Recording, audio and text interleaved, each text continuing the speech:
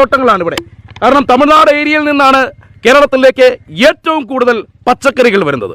സുഭിക്ഷമായിട്ട് സാമ്പാറും അവിയലും തോരനും മെഴുക്കുവരട്ടിയും ഉണ്ടാക്കി വെജിറ്റേറിയനാണ്, ഞാൻ വെജ് കഴിക്കുകയുള്ളെന്ന് പറഞ്ഞ് വലിച്ചു കയറ്റി പണ്ടാറടങ്ങുന്ന മലയാളികൾ. സുഹൃത്തുക്കളെ, നിങ്ങളൊന്ന് ചിന്തിച്ചിട്ടുണ്ടോ? ഇതിനകത്ത് ഉപയോഗിക്കുന്ന കണ്ടന്റുകൾ എത്ര മാരകമായ വിഷമാണ് അതിൽ ഉപയോഗിക്കുന്നതെന്ന് നമ്മൾ എപ്പോഴെങ്കിലും തിരിച്ചറിഞ്ഞിട്ടുണ്ടോ?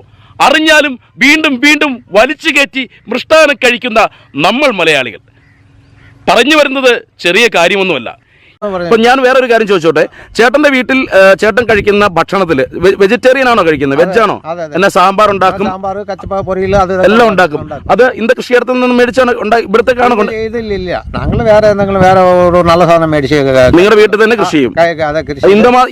ഇതൊക്കെ ചെയ്തില്ല, ഇതൊക്കെ വില കൊടുത്തേക്കും. അതിന് ഇത് നിങ്ങൾ കഴിക്കാത്ത എന്താ?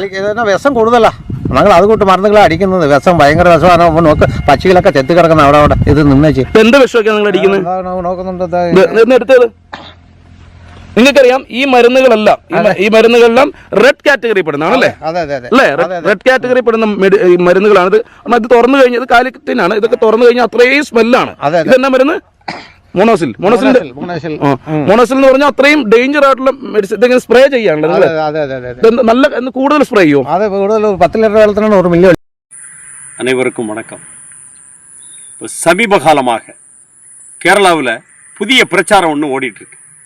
தமிழ்நாட்டிலேருந்து வாங்கிட்டு வரக்கூடிய காய்கறிகளில் அதிகமாக என்ன செய்கிறாங்க, மருந்தடித்து விஷத்தை தான் நம்மளுக்கு கொடுக்குறாங்க அப்படின்னு சொல்லிட்டு புதிய ஒரு செய்தி என்ன செய்கிறாங்க, கன்னியாகுமரியிலேருந்து காசர்கோடு வரைக்கும் யூடியூபர்கள் என்ன செய்கிறான், பரப்பிட்டு இருக்கிறான்.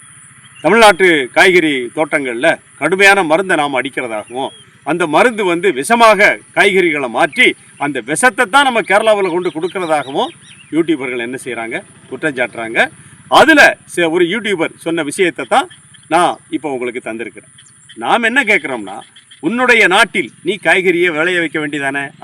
அந்த யூடியூபர் அதில் என்ன சொல்கிறான், நீங்கள் உங்கள் வீட்டு பக்கத்தில் கத்திரிக்காய், வெண்டை, தக்காளி எல்லாம் போட்டு நீங்கள் என்ன செய்யுங்க, ஆர்கானிக் தோட்டமாக ஒவ்வொரு மலையாளியும் வளர்க்கணும், காய்கறியை நீயே உற்பத்தி பண்ணிக்கோ அப்படின்னு சொல்கிறாங்க. நம்ம அதை தடுக்கலை. 2011 முல்லைப்பெரியாறு பிரச்சனையப்போ இதே கேரளா கவர்மெண்ட்டு இலங்கைக்கு போச்சு காய்கறி பர்ச்சேஸ் பண்ணுறதுக்கு. நாங்கள் அதை மறக்கலை. என்ன, அன்னைக்கு மலையாள மனோரமாவில் அந்த செய்தி வந்துச்சு. காய்கறி வாங்குறதுக்கு இலங்கையில் போய் கண்டெய்னர் மூலமாக என்ன செய்யணும், கொச்சி ஏர்போர்ட்டுக்கு கொண்டு வந்து காய்கறி அங்கேருந்து என்ன செய்யணும், கேரளா முழுக்க டிஸ்ட்ரிபியூட் பண்ணணும் அப்படின்னு ஒரு முடிவை கேரளா அரசாங்கம் எடுத்துச்சு. ஆனால் அது நடக்கலை. ஏன்னா, கம்பமள்ளத்தாக்கில் விளையக்கூடிய 1 கிலோ கத்திரிக்காயை கட்டப்பனையில் இருக்கவன் 5 ரூபாய்க்கு வாங்கிடுவான், இலங்கையிலேருந்து வந்தால் 50 ரூபா ஆகும். அதனால் செலவை கணக்கிட்டு என்ன செய்யலை, அந்த செயல் திட்டத்தை நடைமுறைக்கு கேரள மாநில அரசு கொண்டு வரல. இல்லைன்னா என்ன செஞ்சுருப்பாங்க, கண்டெய்னரில் இலங்கையிலேருந்து காய்கறிகளை வர வச்சுருப்பாங்க. நாம் இப்போ அதை தான் சொல்கிறோம்.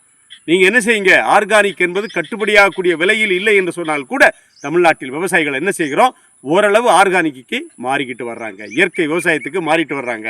தமிழகத்தில் ஐயா நம்மாழ்வார் அந்த மூட்டிய தீ என்ன செய்து இன்னைக்கு கொழுந்து விட்டு எரிந்து கொண்டிருக்கிறது. நாங்கள் இயற்கை விவசாயத்திற்கு கொஞ்சம் கொஞ்சமாகத்தான் மாற முடியும், உடனே மாற முடியாது. ஏன்னா தோசையை திருப்பி போடுறதா இயற்கை விவசாயத்துக்கு மாறுறது அப்படிங்கிறது என்ன, நஞ்சாகிருச்சு மண்.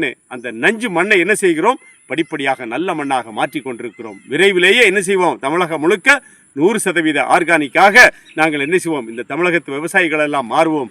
அதுவரை இந்த சின்ன சின்ன விஷயங்களை கூட பெருசுபடுத்தி கேரளாவில் போயிட்டு தமிழ்நாட்டுக்காரன் விஷம் கொடுக்குறான்னு சொல்லி இந்த யூடியூபர்கள் பரப்புனா பார்த்துட்டு சும்மா இருக்க மாட்டோம்.